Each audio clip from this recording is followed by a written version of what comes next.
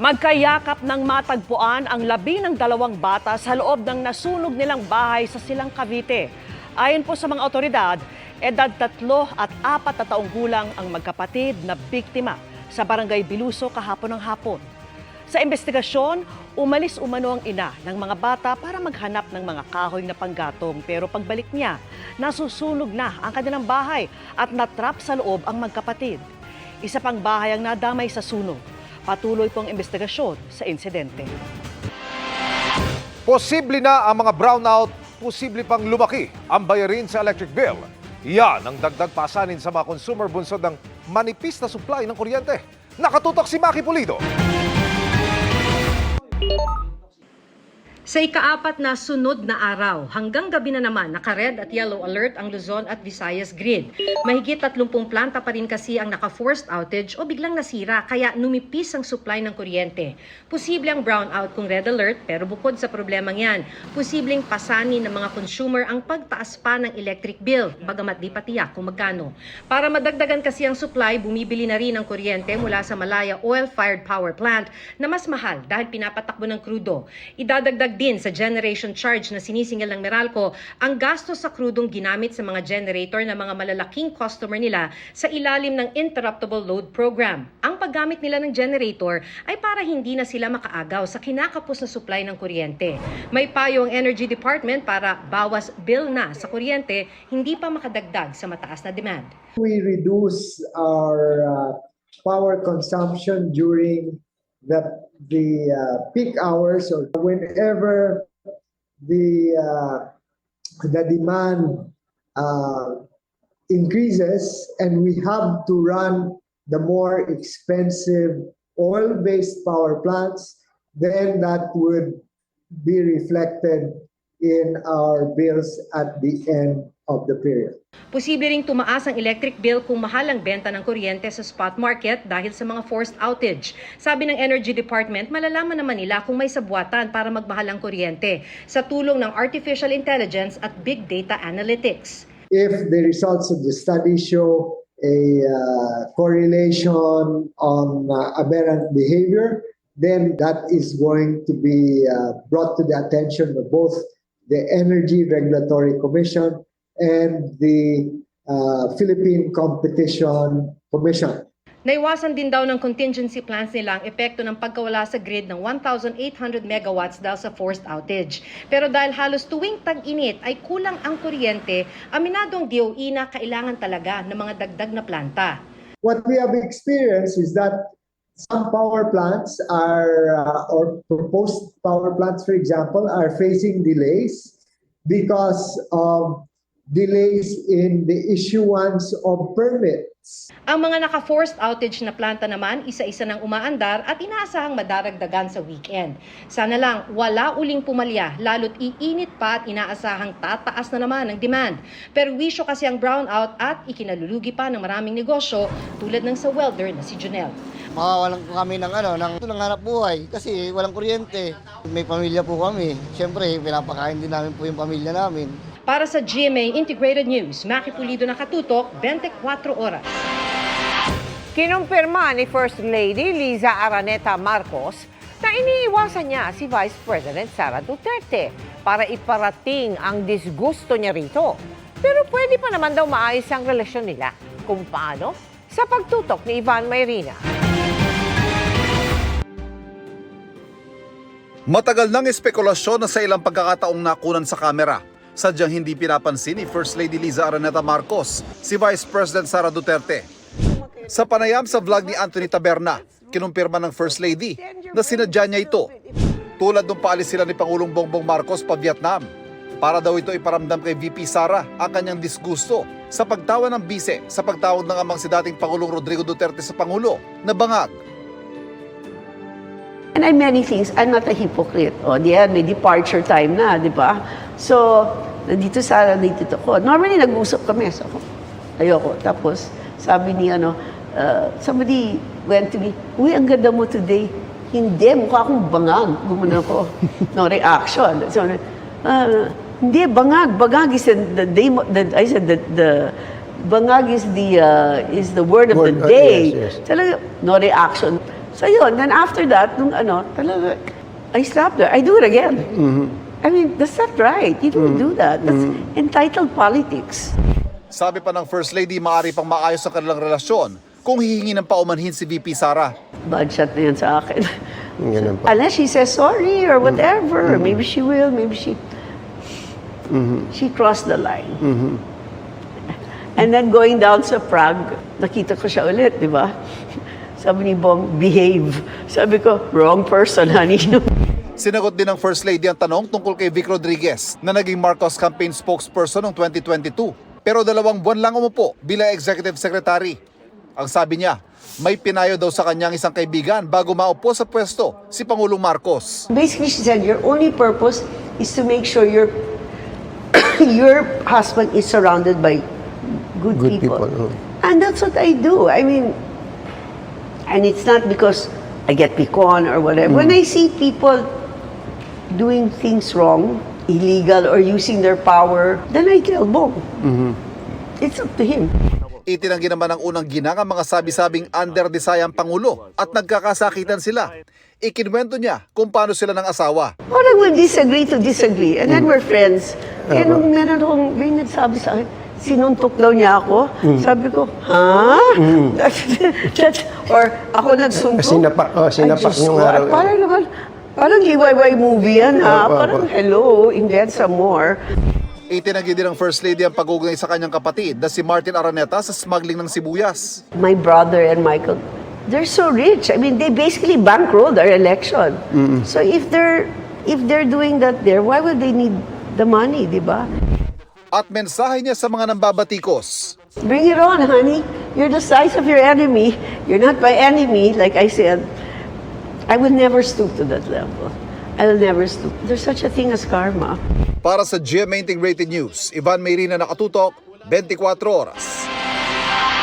Hiningan namin ang reaksyon sina Vice President Sara Duterte at Attorney Vic Rodriguez sa pagkakabanggit sa kanila sa panayam kay First Lady Liza Araneta Marcos.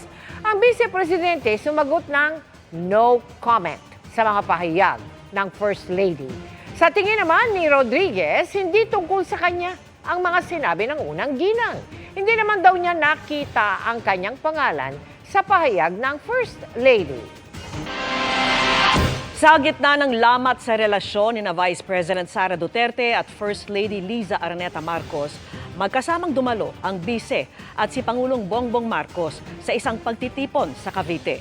At nakatutok si June Veneracion. Nagngitian na tagbeso sina Pangulong Bongbong Marcos at Vice President Sara sa graduation ceremony ng Philippine National Police Academy sa Silang, Cavite.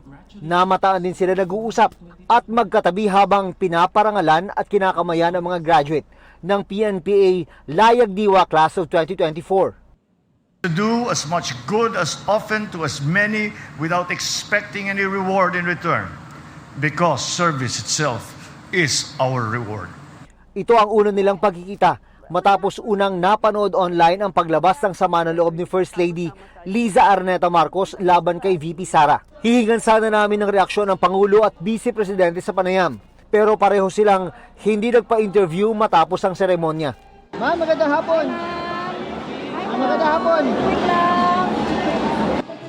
Sa graduation ng 223 kadete ngayong taon, valedictorian si Police Cadet Maria Camille Cabasis na mapupunta sa PNP mula sa mahirap na pamilya.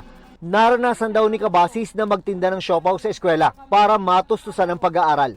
Hindi naging hadlang ang pagiging babae namin upang makipagsabayan dito sa loob ng akademya. Dito po namin napatunayan na hindi lamang kami basta babae lamang, kundi babaeng may magagawa para sa lipunan. Pumangalawa naman, si Jail Cadet Jomar Saldavia na magsisilbi sa Bureau of Jail Management and Penology. Yung mga preso natin is sila yung mga madalas nakakalimutan at na hindi nabibigyang pansin. So I wanna take part of the reintegration process. Para sa GMA Integrated News, June Veneracion, nakatutok, 24 oras. Mga kapuso, over 8 million pesos worth of prizes ang pwede ninyong mapanalunan sa bagong promo ng GMA na Kapuso Big Time Panalo. Kapuso Big Time, so big time. Bukod sa daily at weekly cash prizes, baka kayo na ang sumunod na maging milyonaryo. Tig 1 milyon ang pwedeng mapanalunan ng isang lucky mamimili at isang sari-sari store owner. Ang kailangan lang gawin, bumili ng participating product at saka ipadala. Magsisimula ang sending ng entries sa susunod na Sabado, April 27 hanggang July 5. At dapat ding abangan ang dance music video ng network promo kasamang athletes ng NCAA member schools. Paalala lang po, mag-ingat sa fake news, fake Facebook accounts, or scam texts. Tutok lang sa GMA o bumisita sa official Facebook page at microsite ng GMA Promos para sa complete mechanics at announcements. Tuloy ang pangaharang ng MMDA sa mga e-trike at e-bike na dumaraan sa mga highway sa Metro Manila pero hindi para maniket at mag-impound. Paano ang mga naunang nasita bago ipinahinto ng Pangulo ang paniniket sa kanila? Nakatutok si Oscar Oida. Kung kahapon halos makipaghilahan ng mga MMDA para ipatupad ang ban sa mga e-bike at e-trike sa mga pangunahing kalsada, kanina tila nagbago ang ihip ng hangin. Imbis na tikitan o i-impound, pinaalalahanan na lang ang mga ito. Kasunod ng direktiba ni Pangulong Bongbong Marcos na suspindihin muna ang paninikit at pag-impound sa mga e-bike at e-trike. Dapat po wag muna kasi iba kasi hindi pa po alam eh. Kaya bigla-bigla na lang silang nanguhuli kasi. Kasi makakapaganda kami sa susunod pag may nanghuli, alam na namin yung gagawin. Pero git ng MMDA, bawal pa rin po tayong dumaan dito sa mga major roads natin, gaya ng MacArthur. suspendido lang ang paninikit at pag-i-impound at tuloy pa rin ang paninita. 1, i-inform sila ng regulasyon na nagsasabi na bawal po sila. 2, ituro kung saan yung mga alternatibong daan. At 3, mag-comply doon sa LTO regulations regarding registration ng ganitong klaseng vehicle at pagkuha ng lisensya. At kung nasita na pero nagpupumilit pa rin dumaan sa mga major roads sa Metro Manila. Meron mga pong tayong ibang batas na pwedeng apply like disobedience sa person in authority, yung mga ganoon po. Opo, driving without license or disregarding traffic signs. Pinag-aaralan naman kung paano kakanselahin ang inisyong ticket sa mahigit 200 hinuli bago ang direktiba ng Pangulo. Gayon din ang pagbabalik sa halos 70 in-impound. We will find a way to make the directive of the President retroactive. Para sa GMA Integrated News, Oscar Oida, nakatutok 24 oras. Sa murang edad, mabigat na pasanin na ang daladala ng isang batang aming nakilala sa Cagayan. May lumalaking bukol kasi sa kanyang pisngi at ito'y idinulog ng ina sa GMA Kapuso Foundation. Ano nga kaya ang tumubo sa bata? Nobyembre noong nakaraang taon nang itampok natin ang 1 taong gulang na batang si Chris na tila may kakambal na bukol sa kanyang pisngi na sinlaki lang daw ng butil ng munggo noon. Kinakatakot ko baka mapekta yung niya, tenga niya, saka palapit na sa mata. Sinubukan naman nilang ipagamot si Chris sa kanilang probinsya sa Cagayan, pero hindi raw sasapat ang 300 piso na kinikita ng kanyang ama sa pagsasaka. Kaya humingi na sila ng tulong sa GMA Kapuso Foundation. Agad nating ipinasuri sa espesyalista si Chris. Sumailalim siya sa iba't ibang laboratory test at procedure. At dito napag-alaman ang lumalaki niyang bukol, isa na palang malignant round cell tumor. Umabot na rin ang bukol sa kanyang tenga at halos sinlaki na rin ito ng kanyang mukha. Yung case ni Chrysler, pag titignan natin sa history and PE niya, masasabi natin na isa siyang agresibong tipo at ito ay isang cancerous type. Kinakailangan ni Chrysler na magkaroon ng lunas at ang una nating ibinigay is chemotherapy. Nasa ikalawang cycle na ng chemotherapy si Chris. Kasi marami namang pinagdadaanan yung bata eh. Ang hinihiling ko lang po, ma'am, yung gumaling po siya. Sana nga po may tutulong sa amin, may taos-pusong tutulong po sa amin para lang po sa pagkikemo ng anak ko. Mga kapuso, kailangan pa rin ni Chris ang ating tulong para sa tuloy-tuloy niyang gamutan. Sa mga nais tumulong sa kanya, maaari po kayo magdeposito sa aming mga bank account o magpadala sa Cebuana Luwilier. Pwede ring online via GCash, Shopee at Lazada. Inaayos na po ang traffic plan sa bahagi ng Chino Rosas Avenue, lalo't inaasahang mas dadami ang dadaan pag nilipat na roon ang bagong gusali ng Senado. Tuloy-tuloy rin ang pagbabantay para iwas traffic at dyan po tumutok si Ian Cruz.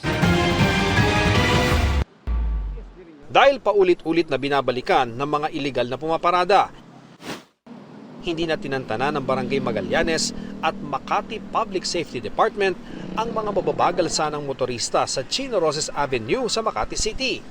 Agad silang minamanduhan sa kasagsagan ng sunduan ng mga estudyante, kaya bumilis ang daloy ng trapiko. Nakipagpulong din sa Barangay Magallanes ang mga kinatawan ng isang paaralang nasa Chino Rosas Avenue. Paliwanag ng mga kinatawan, kabilang sa mga dati ng hakbang ang di sabay-sabay na dismissal ng klase ng iba't ibang grade levels para hindi rin sabay-sabay ang sundo. Binawalan din ang mga galing Fort Bonifacio na kumaliwa sa eskwela at pinadaan sa EDSA Magallanes Interchange. May gwardya at traffic auxiliary rin daw na gumagabay sa mga sasakyang papasok at palabas ng paaralan. Wala naman sa pulong ang kinatawan ng isa pang pribadong paaralan. Hopefully early next week ay makapag-meeting kami. Sa ganun as early as possible maayos namin talaga ito kagad. Bukod sa mga pumapasok sa mga paaralan, maraming establishmento at kumpanya na gumagamit ng Chino Rosas Avenue. Dagdag pa ang Senado na lilipat sa lugar na nasa boundary ng Makati at Taguig. Ayon sa tanggapan ni Senadora Nancy Binay, chairperson ng Senate Ways and Means Committee, inaasahang sa January 2025, lilipat na dito sa kanilang bagong tanggapan ang Senado at sa dami nga ng magpupunta rito, may binabalangkas na rin daw na traffic plan para hindi maapektuhan ng daloy ng trapiko dito sa kahabaan ng Chino Rosas Avenue. Sa panig ng Taguig, nagbantay rin kontra sa gabal ang mga tauhan ng Traffic Management Office sa kahabaan ng Chino Rosas Avenue Extension, lalo na sa kasagsagan ng rush hour na tumutukod ang trapiko hanggang Loton Avenue palabas ng Fort Bonifacio. Para sa GMA Integrated News, Ian Cruz, nakatutok, 24 oras. Sa Bulacan, nalambat ng mga otoridad ng isa umano sa mga suspect sa pagpatay sa isang magsasaka sa Leyte. Nangyari ang krimen, 25 taon na ang nakararaan. Narito ang aking pagtutok. Naging laman ng balita noong 1999 ang isang lalaking pinagtataga hanggang mapatay daw ng mga kapwa magsasaka sa Leyte. 25 taon na ang lumipas, hindi pa naaaresto ang mga suspect sa pagpatay sa biktimang si Mario Enalisan. Taong 1999 naganap ang krimen. Inilabas ng Leyte Regional Trial Court ang warrant of arrest taong 2004. 20 taon na po ang lumilipas. At kung inyong makikita, ang hawak ko pong kopya ng warrant of arrest, typewritten o makinilya pa ko ang ginamit para punan ang mga detalye ng mandamiento de aresto. Matapos ang mahigit 2 dekada, may nakuhang tip ang PNP-CIDG sa social media na nasa Bulacan daw ang isa sa mga suspect. Agad nagsagawa ng operasyon ng PNP-CIDG, Detection and Special Operations Unit o DSOU para maaresto siya. Habang binabagtas sa mga daan, isang lalaking magpamaneho ng kolong-kolong ang nakasalubong nila. At kumpirmado, isa siya sa mga wanted sa pagpatay kay Mario. Kami mga taga CIDG CIDG, Camp Crame, DSOU. Kasama namin ang mga taga Tunga Leyte. Okay po. Oo. Ikaw siya. Alam niyo po bang naniniwala po kayo? Hindi po eh. Nashock lang ako kasi hindi naman ako kasali sa krimen eh. Pero inaamin niyo po ba yung karatan? Tungkol po sa ito? Hindi po kasi hindi naman po totoong kasali ako doon. Ayon sa mga kaanak ng biktima, away sa sinasakan lupa sa bayan ng Tungal, Leyte ang sinasabing naging dahilan ng alitan na nauwi sa pagpatay. Binalikan ng resibo ang probinsya upang alamin ang ugat ng pagkamatay ni Mario. Abangan ang buong ulat sa resibo ngayong linggo ng hapon.